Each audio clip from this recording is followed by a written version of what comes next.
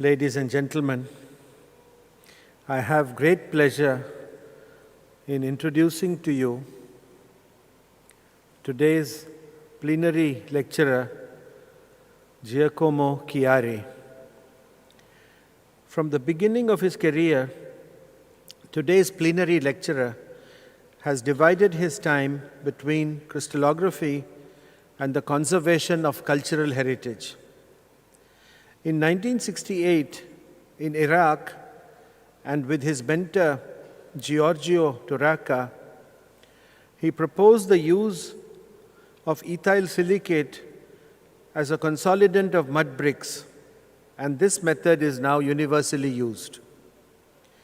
After 20 years of single crystal studies in the University of Turin, he moved to powder diffraction, a technique that he applied to, among other things, the Last Judgment of Michelangelo, the Tutankhamun tomb, and the Herculaneum mural paintings. From 2003 to 2013, he was the chief scientist of the Getty Conservation Institute in Los Angeles, where he helped in the development of a large bronze CT scan, a laser interferometer to detect loose plaster, and with Philippe Sarrazin, the Duetto, which is a non-invasive portable XRD-XRF instrument derived from the technology of the one sent to Mars with the rover. Professor Chiari is now retired, consulting and lecturing, as he will do so now to us. The title of his lecture this afternoon is Crystallography in Art and Cultural Heritage. Professor Chiari, I have great pleasure in welcoming you as a plenary lecturer in IUCR 2017. Welcome to India. Welcome to the Congress.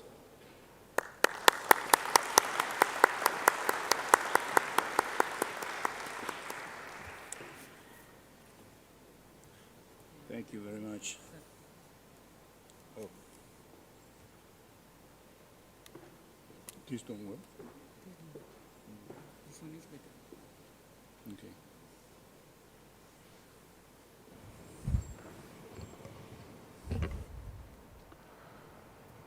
Think of something nice that happened to you in your work. Perhaps when your instruments start giving you data that fit perfectly into your hypothesis, or perhaps when you pick up things from two different fields and make a breakthrough in your own field. Think of how you felt. That's more or less how I felt when Alicia and Gilberto Artioli called and asked me to do this lecture. I'm very happy to be here with you. So thank you to IUCR, to Professor Teresayu, to all the people with and without orange hat that move around us and made it so smooth. And of course, thank you to all of you that decided to resist the temptation of going home. So, I would like to dedicate this talk to Davide Viterbo, that some of you will know, that was supposed to be here tonight with us, but he couldn't make it, unfortunately. We're going to miss Davide. When I received Alicia's phone call, I thought of an object that would be emblematic of my talk, crystallography and cultural heritage. And I think I found it into this icosahedron that on the right is drawn by by Leonardo, and on the left instead was found on a tomb 150 kilometers north of Rome that belonged to a 12-year-old girl, and it's about 1 inch big, perfectly cut in quartz. just to say what the Romans were able to do. This was in an exhibit at the Getty. Yeah, I can see. And as the definition of water atom, which for us is probably a little bit hard, but I asked the curator, and they said that it was to respect the medieval way of recalling my favorite philosopher, Democritus, that just with his power of mind invented a theory that it took 2,400 years to be proved. And that was an accomplishment of crystallography with the Max von Laue experiment that proved that atom really exists. I had to decide if I wanted to use crystallography and influence art, or use crystallography and try to study and preserve art. I decided for the second, but I could not resist to show you this, that perhaps is a larger structure of the beautiful one that we have in our corridor. It's the core. This person is my wife. That gives an idea of the dimension. It is a sculpture by Tony Smith at LACMA. Before going on, I would like to make sure that we are all on the same page as far as what cultural heritage is for the scientist. And therefore, I use the definition that Angelo Guarino gave about 20 years ago. Every material testament regarding man and his cultures. The plural of culture is mine. So, every testament is not only vases, archaeology, architecture, painting, it's every testament. So if you find a bone in a cave that has a mark, a tooth mark of a man, that is cultural heritage. So the concept of cultural heritage immediately inflates tremendously. On the other hand, we have another word, which is material. Material means that literature, Dante, Shakespeare, any writer, the text don't represent cultural heritage for us. Instead, the books in which those things are present are. Same thing for music, obviously. No Mozart, no Beethoven. The violins are, the flute, performing arts, this beautiful ballerina, in Egyptian ballerina, is for us cultural heritage because it's material, but not the dances. And she's actually defying gravity with a ring that don't fall. So, the material aspect is important, is essential for our point of view because we are scientists and we need to use our probes, our analysis on something material. Oops. Intangible heritage, what is called intangible heritage, does not belong to our domain. But is it that true? Do we really not consider intangible heritage? Not really, because in my experience, I know that every time that I venture into a field that I don't particularly know, I am going to be in trouble. When you analyze a patina on a bronze, if you've never done it before, you are in difficulty. And so it's necessary to be in touch with curator, with conservator, etc., that will give you a background of the object that you observe. And that's why it's so bad that people will go into tombs and steal archaeological objects because they take them out of the context. Of course, not everything material and related to man will consider cultural heritage. Consider a shopping list, for example. You make a shopping list, you go to the store, you buy, you throw it away. I don't think that there is a museum of shopping list anywhere in the world. But, of course, there are exceptions. This is a shopping list that Michelangelo drew for his servant to go and buy some wine. No, it doesn't work. Some herring, etc., because the servant did not know how to read, and therefore he has to write it down. Obviously, a shopping list of this kind is going to be preserved as cultural heritage. So is my Vespa, which is at the moment now, not mine. And then we enter the situation of contemporary art that I can exemplify with the props of movies. This is Gremlins, 1984. These are actually the little things that they were used for the movie. They were not made to last forever. They were made to last a month, perhaps, in order to get the images. And now they are in the museum in Torino, in the Cinema Museum in Torino. What happens is that, of course, they are degrading because it's polyurethane foam, and you cannot expect that to live forever. Same thing, for example, for Jaws, that lost the teeth, and so it cannot be exposed, but then was restored and put again in exhibit.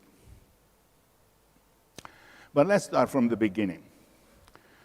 So we have art from 60,000 years, or the beautiful Lascaux in 17,000. And I was lucky to be able to analyze this little statue of Venus, which is only 6 centimeters high, red, on bone. The face is, oops, oh, right. You can see that it doesn't have any face, as all the statue of that type. And at that time, I had the Goebbels mirrors, and so I could analyze the object without touching it. And what happens many times is that you look for something, and you find something else, which is a bigger and more interesting problem. So the problem there was to find if it was hematite or cinnabar. And then it turned out that under the hematite, there was a layer of calcite. And so how could that layer of calcite get there on a 6,000 years old little fracture? Was it a fresco? In other words, was it put with a slaked lime? That would have moved the technique of production of slaked lime of at least 2 centuries. Or was a tempera, and in that case, what was the binder? So these are the problems that come out, and one thing that you have to consider also, those of you that are not involved into this particular field, is that many times you don't have access to the object that you want to study long enough to solve the problem that you find.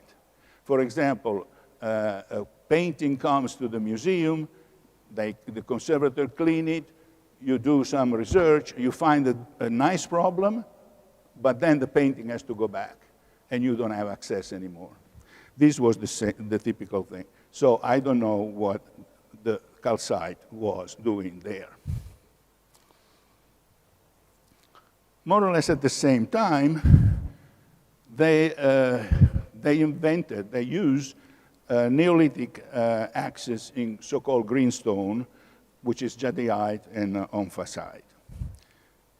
In the Paleolithic time, a man was taking little flints from obsidian, from silex, and those flints were very good to, let's say, cut the hide of a deer or carve a carcass of a pig, but were not strong enough to cut wood.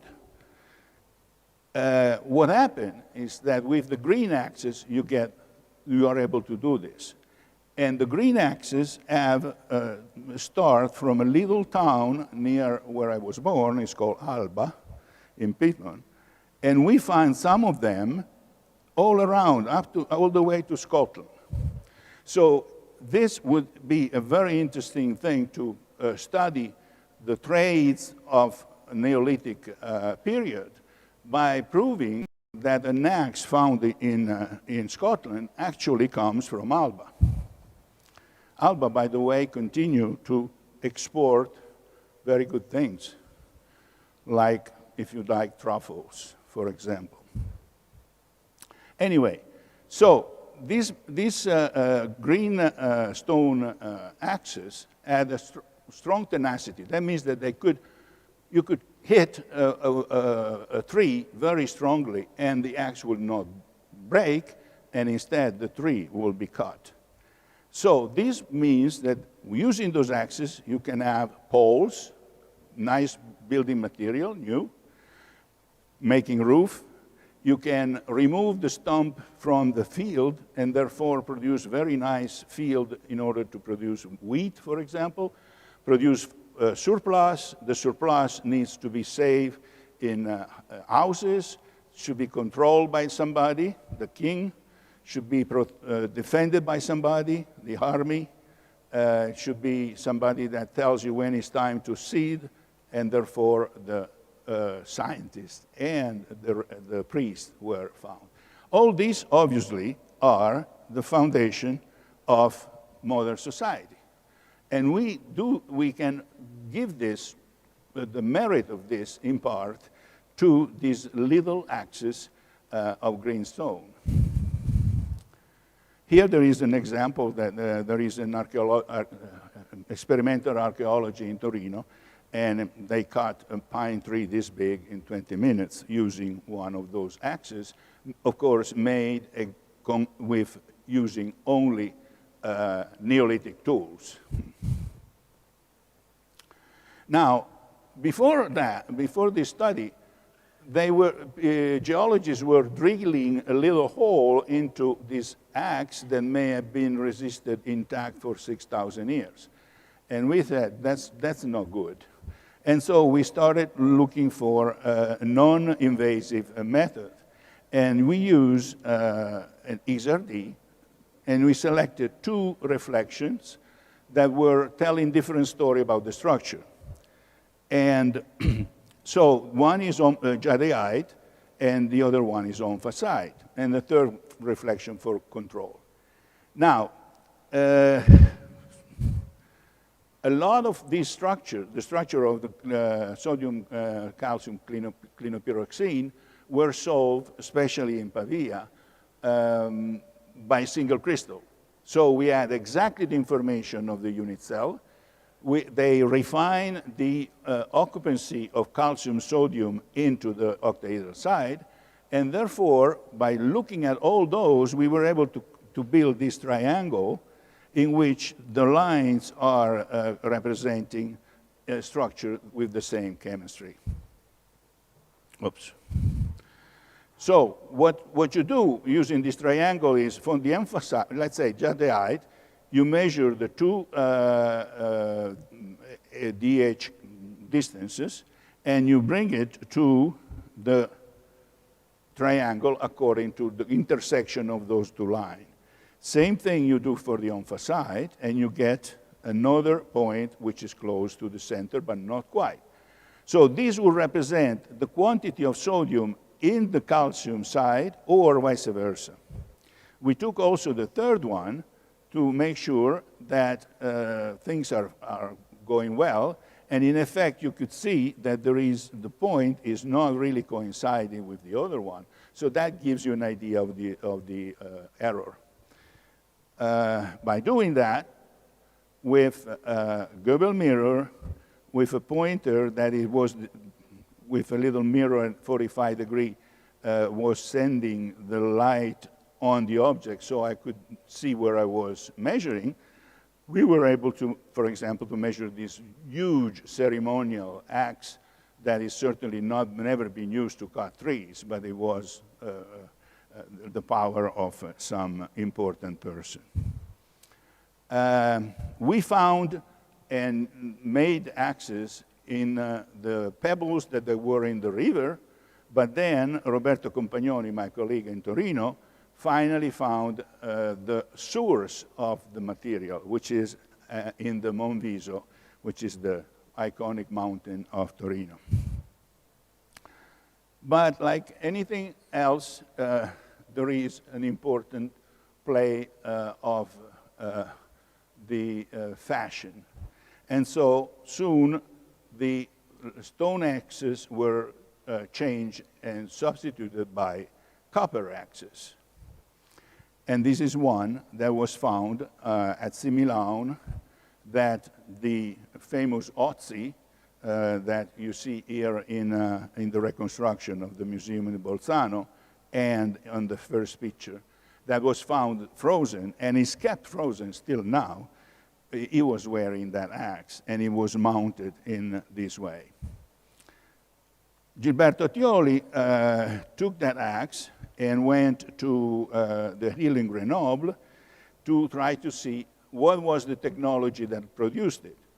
And the results are here. You could see that the Similaun does not have any, if you do a neutron diffraction texture analysis map, you see that there are no evidence of texture, while another similar axe found in another place is indeed showing extensive cycle of working and annealing.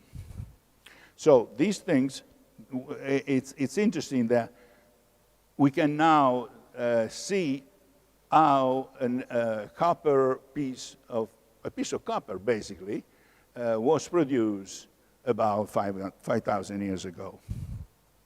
But if that is true, perhaps we can exploit the texture for other reasons.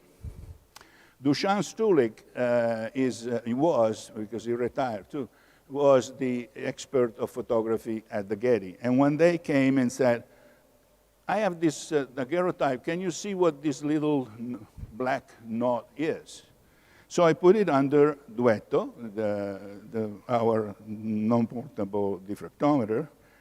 And this is the image that Duetto takes. This is the laser that allows a perfect alignment and getting at the precise focus plane of 2 millimeter.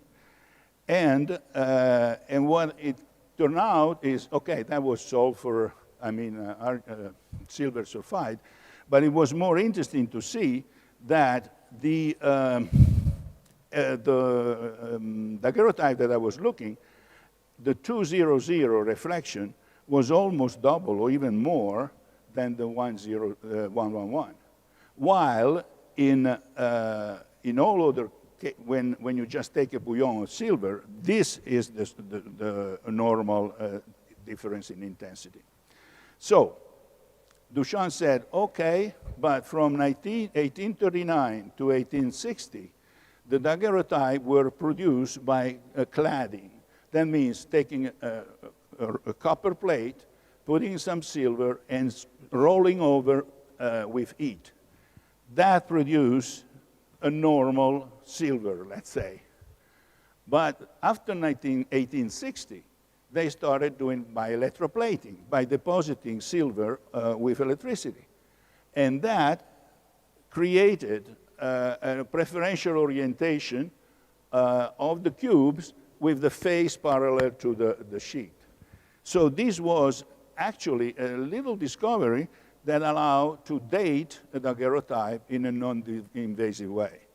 At that point, I went crazy, and I took all the silver on my house and measured it, and you could see that indeed the cladding or bouillon are all in this value of the ratio between the two reflections, and the electroplated are instead very well separated.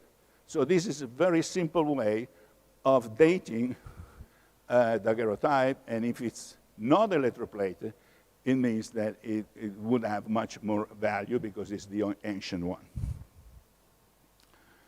But if that happened with silver, why not with gold? Modern gilding, you have a foil, very, very thin foil, which is made by compressing it industrially very, very much. And so that very likely would produce an orientation that an old gilding, which was produced by putting gold between two pieces of leather and hammering, but much, much less efficiently than in modern time, would do. So this is Isidora. Isidora because it has written on her side, and is one of the Fayum portraits that there are at the Getty. Beautiful, the first, probably the best. Now, if one of these little things of gold were produced, were the result of conservation, we now can tell in 5 minutes, just doing an X-ray and looking at the ratio between the two. So this is a bouillon. Again, 111 and 200. This is a gold circuit on the back of 1970 Tetronic instrument that I can show you here, that I stole before giving it back. In 1970, this was one of the many cards inside the Tetronic, and the connection between the various points was done with pure gold. So I measured that, and then when you measure a modern foil for gilding, you see that the 200 is enormous, and the 111 is almost inexisting. So again, 2 minutes, and you could tell if a little piece of gilding, perhaps on a manuscript, is a restoration or not. Normally, when you gild something, you do a burnishing. So you take an agate knife and you squeeze it very well. That changes a little tiny bit the orientation, but not enough to be confused by all the other group. This is the use of jade axes in Mexico. Quite different. But I insert that just to jump into the other continent where,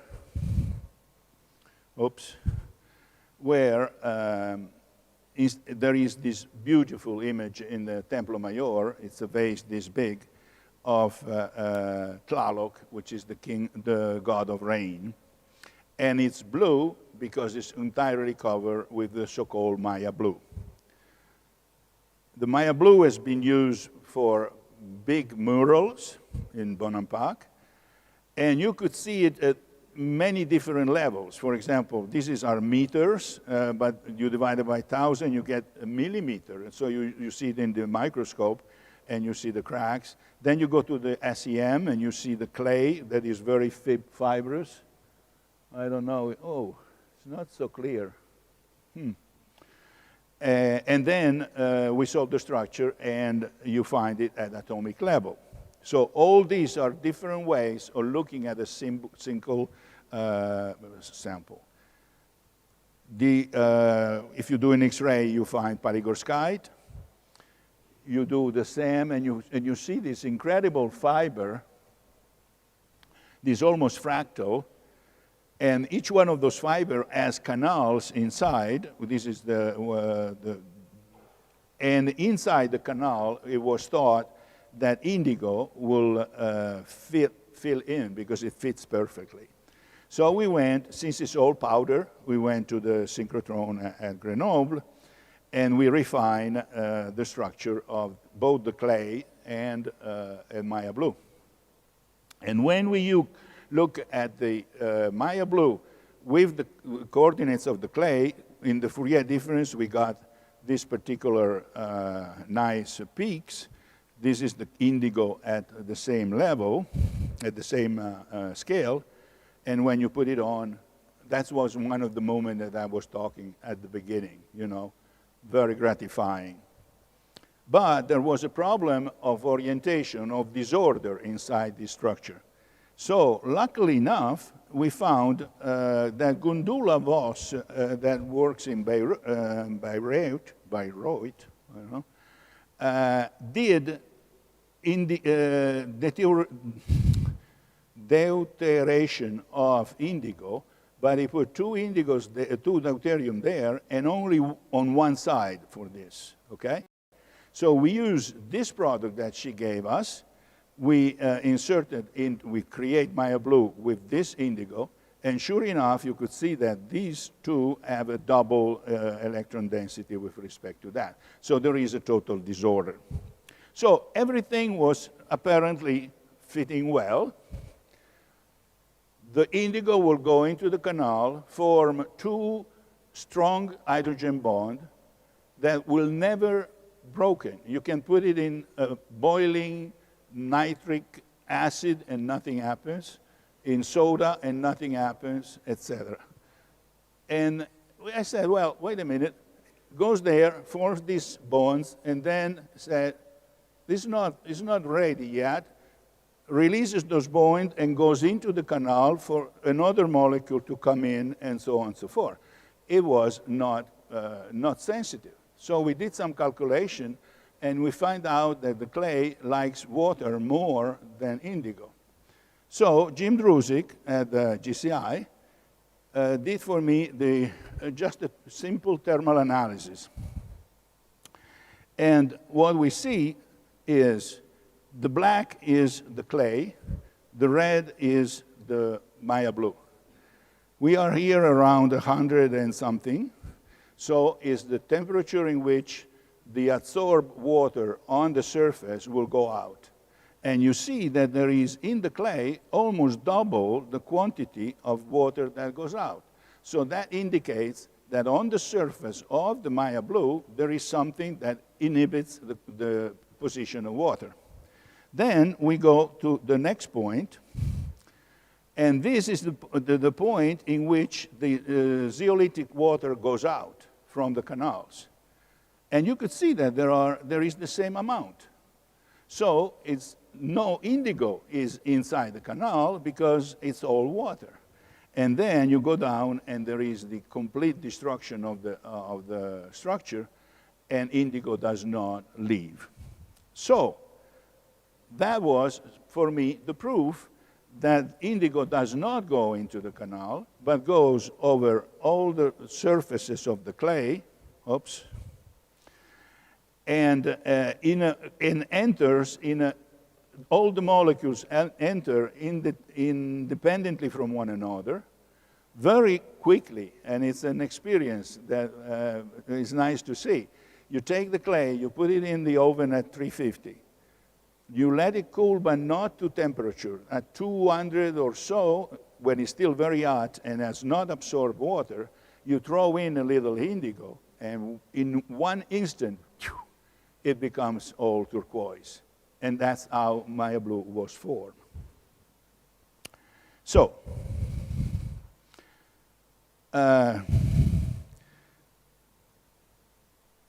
the indigo goes in and forms its hydrogen bond, but then there is not only palygorskite, there is also sepiolite that has a double, the canals are double size. And you could insert indigo in sepiolite as well. Only the position will be on one side, and only a series of hydrogen bonds will be formed. But it works well. By the way, sepiolite and palygorskite are the cat litter that you can buy for no money at all.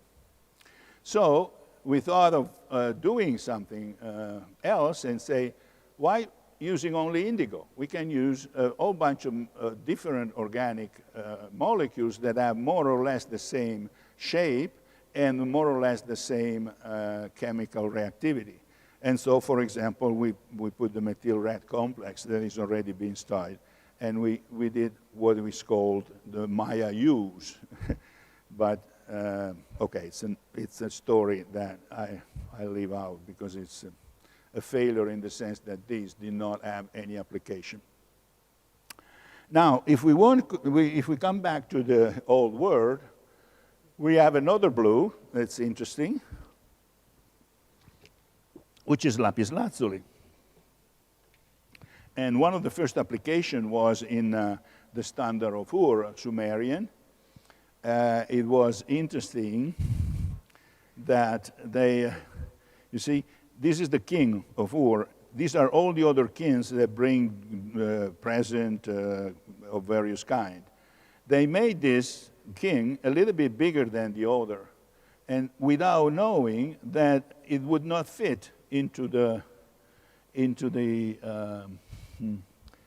I used to be able to enlarge.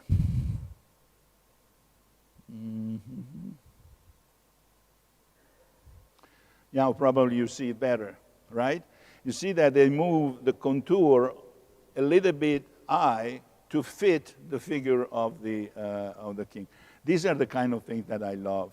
Okay. Now let me go back, if I can. Lapis lazuli by the Sumerian was not used as a pigment, was used as a stone to produce in a mosaic type the background of the other figure, as you see better now. It needs to go to the 1500. The quality is terrible. Jean Bourdisson made a book of hours for Louis XII in 1500 that was analyzed by Karen Tenterman and Nancy Turner at the Getty. And all the different hues that you could see here, dark, and then getting more light, etc., are in reality lapis that is being ground to different level of granulometry, and the more ground it is, the more light it becomes. And the quality of this painting is amazing. There is a tree there with a little fruit, and each one of those fruit, which is less than a millimeter big, has received 4 strokes of paint. It's unbelievable. And then, if you say, okay, this is the quality, and then the water is black. See? See that the water is black? It cannot be. The Bourdisson will never have done that. What is the problem? That was an easy fruit. 1 XRF point said is silver. Silver tarnishes. And therefore, with using Adobe Photoshop, Nancy Turner said, this is how the painting would look like in origin. We cannot do that on the manuscript because, unfortunately, this is the situation. You cannot reverse a situation of this kind in the same way that you cannot reverse the Plenary to make it lead white again on a mural painting, although we are able to. Now, this lapis pigment was produced by the Venetian, and the Venetian made a lot of money. We're selling it 40 times the price of gold. Many of the palaces in the Grand Canal are paid by lapis lazuli. And Michelangelo was young, was 30 years old, had sculpted the Pietà at 21. At 26, had made the David in Florence, the colossal statue. And the Pope forced him to paint the ceiling of the Sistine Chapel. But he was paid so much per square meter, and he had to pay for the pigment himself, of his pocket. So very likely one day he said, well, there is this blue, is so nice, let's try it. And he painted the color of Zacharias, which is this big now. That's the only lapis that there is in all the ceiling.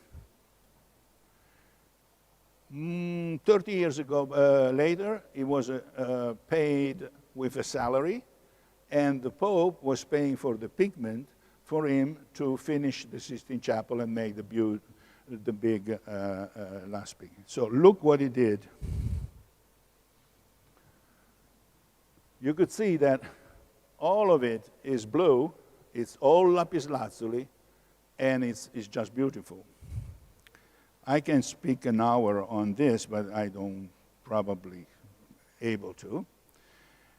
The restoration was basically clean it, just clean it, because Michelangelo used lime pozzolana plaster to last better. It was no cracks. It was fantastic.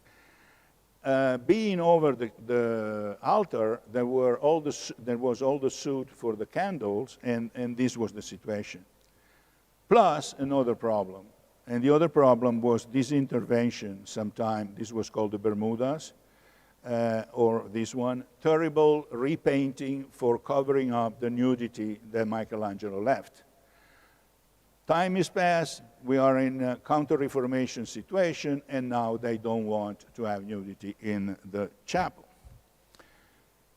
There were 42 of these interventions. One was done by breaking the plaster and doing it on fresco by Daniele della Volterra. And we know this because there was a copy that Marcello Venusti did in between. Now, the situation was kind of really, in this case, I don't blame.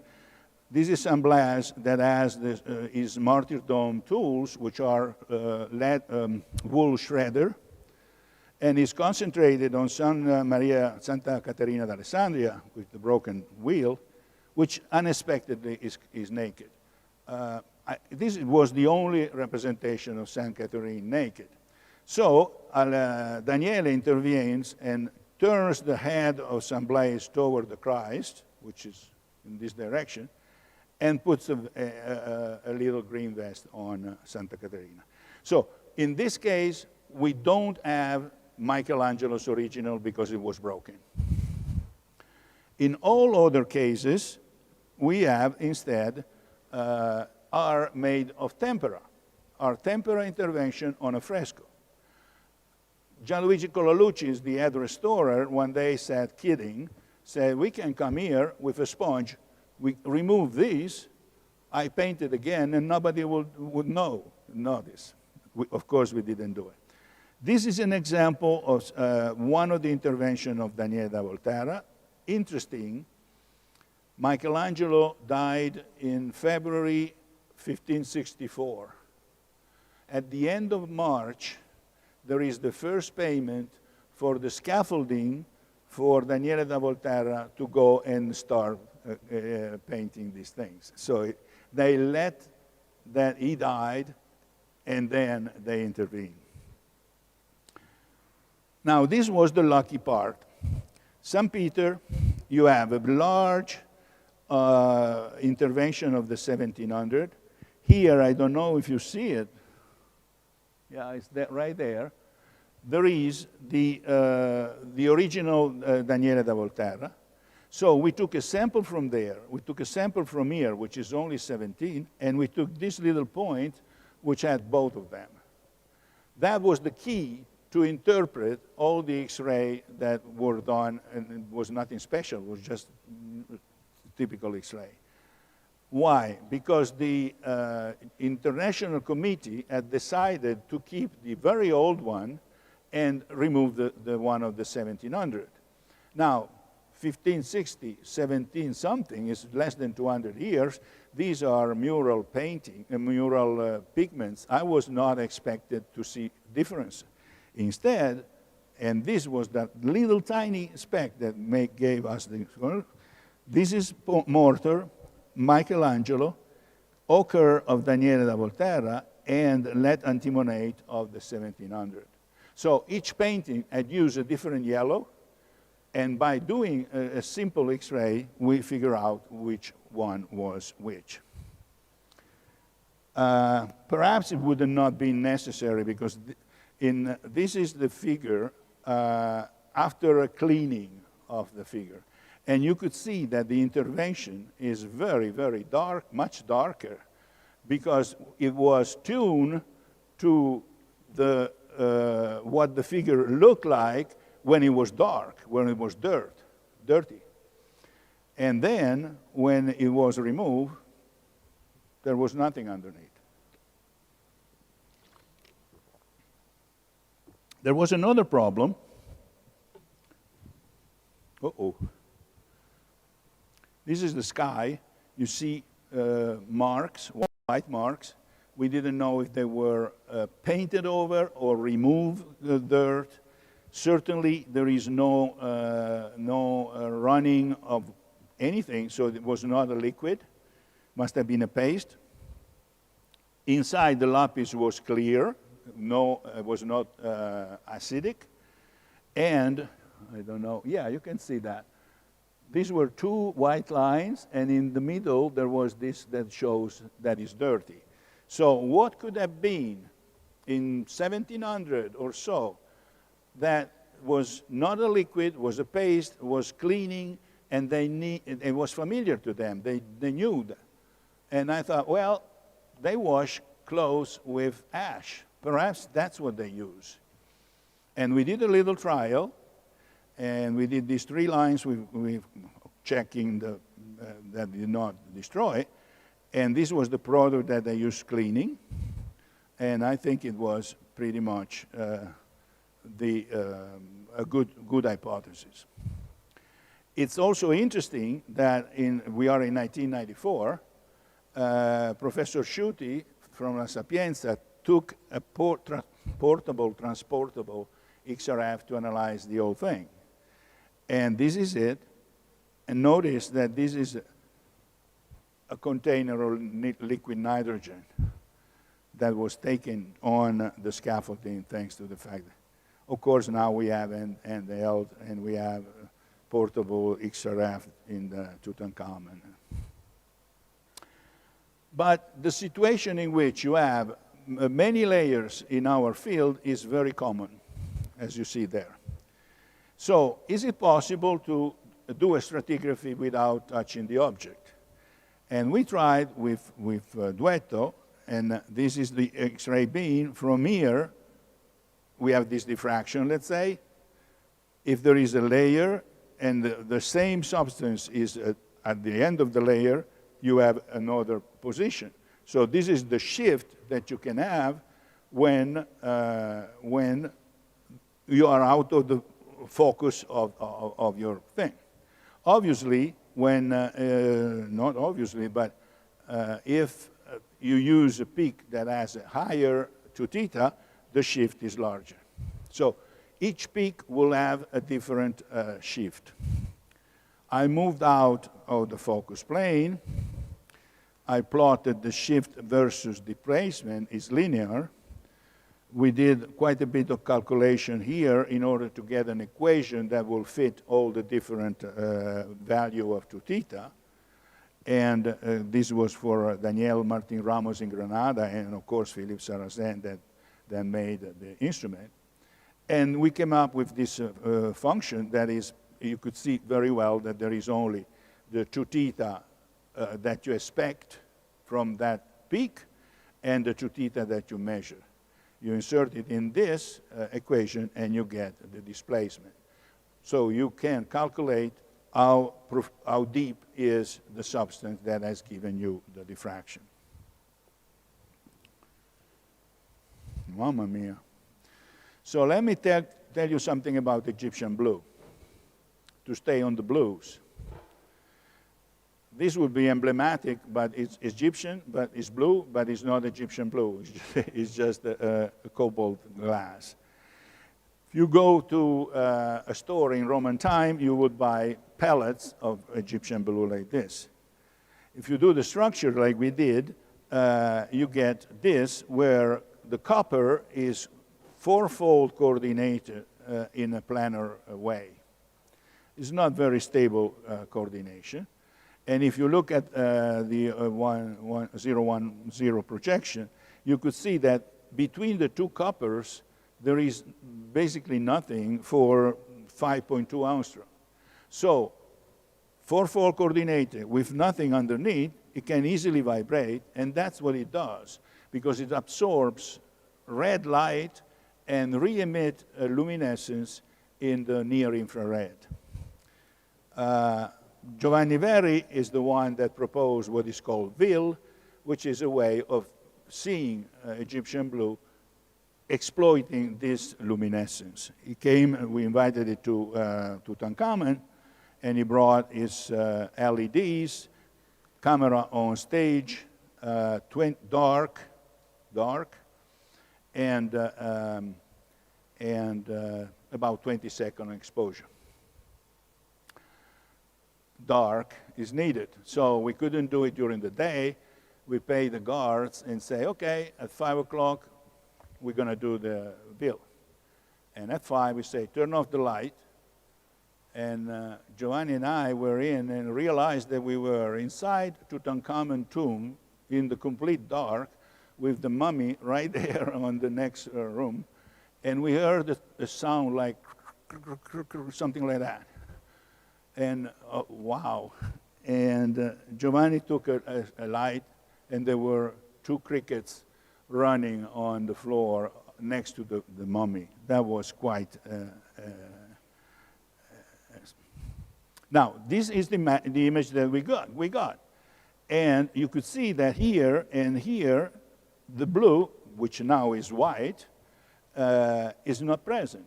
And so that was a surprise. This is being restored after Carter in 1922, and nobody had an idea, because who knew that that was not Egyptian blue? Then I went to Herculaneum, and I tried to do the same thing, but we couldn't, we were not in a tomb, and there was no dark. So I used larger lamps.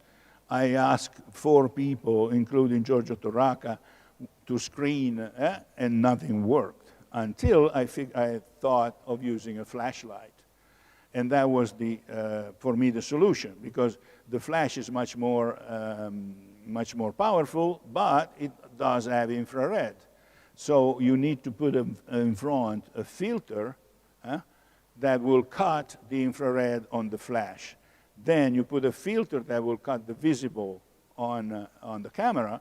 And of course, you have to remove the filter that every digital camera has that blocks the infrared. By doing this now, you could do whatever you want very easily. And okay, this is when I thought that they use the Egyptian blue as a preparatory drawing, because this thick, you see, says, I'm going to put here a drawing like this. Doesn't have anything to do with the drawing, it's just saying, put it here. Mosaic. Tesserae on mosaic, this big. You do a veil, and you see that are entirely made of Egyptian blue. The wall, 2 meters large, entirely made of Egyptian blue. This is what you could see very easily with this technique, which is very powerful. And if I normally call you to say, forget about it, it's not good enough for you to decide where the blue is. But in this decoration, you could see clearly that this is a preparatory drawing.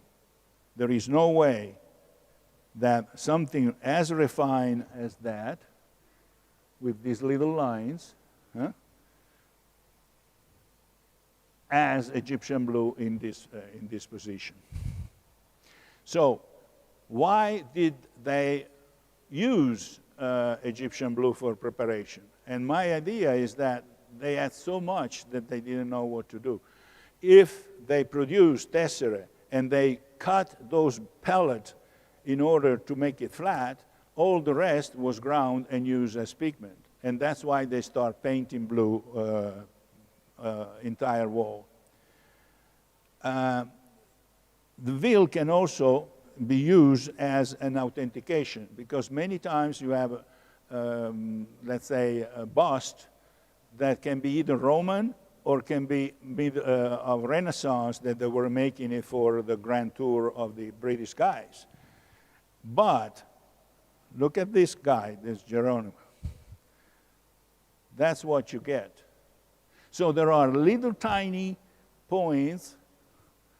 These points are not, did it disappear? No. Let me see. Yeah, you could tell. Those points are a little bit of Egyptian blue. Since with the fall of the Roman, oh, Isidora again.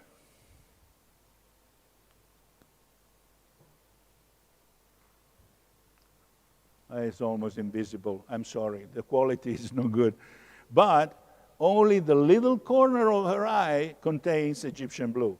And that probably, can be explained by the guy that wanted to change a little bit the iris shape and took a brush that were used in white plus blue, because if you put some blue in the white, it becomes whiter, just like we do with the washing machine. And therefore, he didn't know, but we discovered that he did that. Now, there is the fall of the Roman Empire, and we think that Egyptian blue disappeared. So we have this near Milan, near Varese, in 980, carbon dated very precisely, there is this little church. I just go quick. Egyptian blue should not be there because it should be, the technique should be lost after the fall of the Roman Empire. Look at this nativity, how beautiful, the Virgin Mary lying down. This is actually a little baby. And this is Egyptian blue. This is a priest that is giving poison to Virgin Mary because she says that he's pregnant, but it's God. And he's saying, no, you have to prove it. You drink this. If you're lying, you die. And she's drinking it.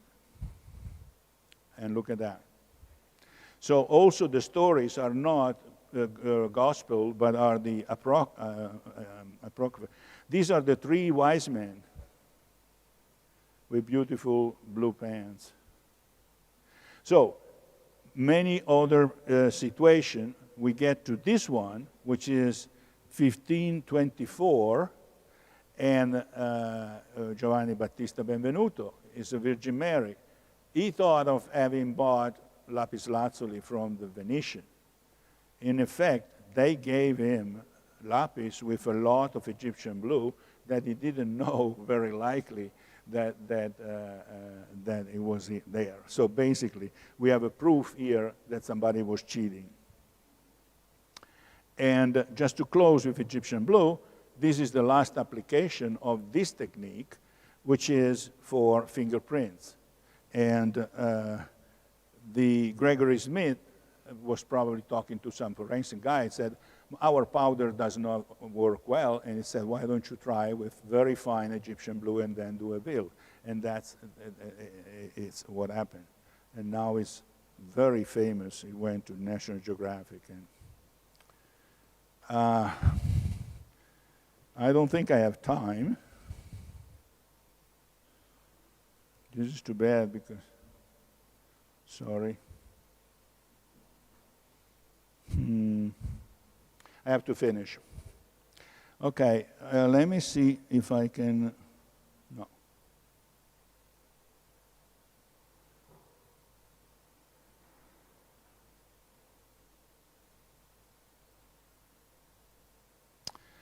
I want to finish with this image.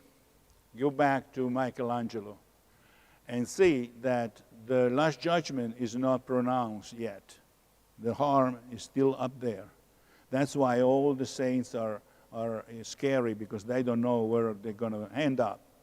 But this is scary also for us because, on the other hand, it can give us some time to do something about our situation, which is in cultural heritage, it means to not only study things to know what's going on, but to study things in order to prevent that the forces of thermodynamic will destroy our objects.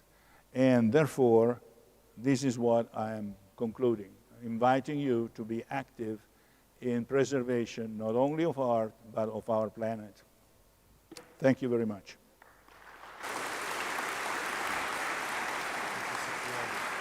In keeping with the plenary, usually we do not have questions. Whatever.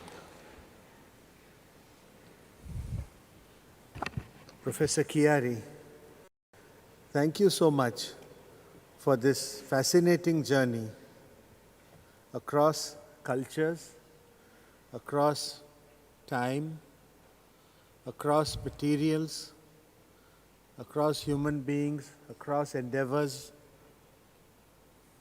but always underpinning these events is structural science and the basics of our subject of crystallography. It's indeed sobering, at the end you say, in the end, thermodynamics overcomes everything. But in the meanwhile, I think all of us have to ensure at all times that we keep the kinetics going as far as possible. It's not only a question of, as you say, noting what has happened in the past, but also to try to prevent these things from happening in the future. At the 24th Congress, the program committee tried to strive to also have a plenary lecture which cut across the standard division of structural chemistry and structural biology, which is the standard subject topics for the plenaries. The Art and Culture Commission of the Union is a relatively new one, and I am sure that Professor Chiari's plenary lecture today will strengthen not only the activities of this young commission, but also bring a kind of unity of theme and purpose that cuts across all aspects of our magnificent subject. Thank you, Professor Chiari, once again. Thank you very much.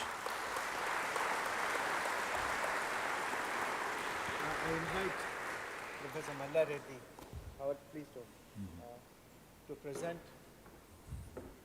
a memento on behalf of the LOC. Thank you very much.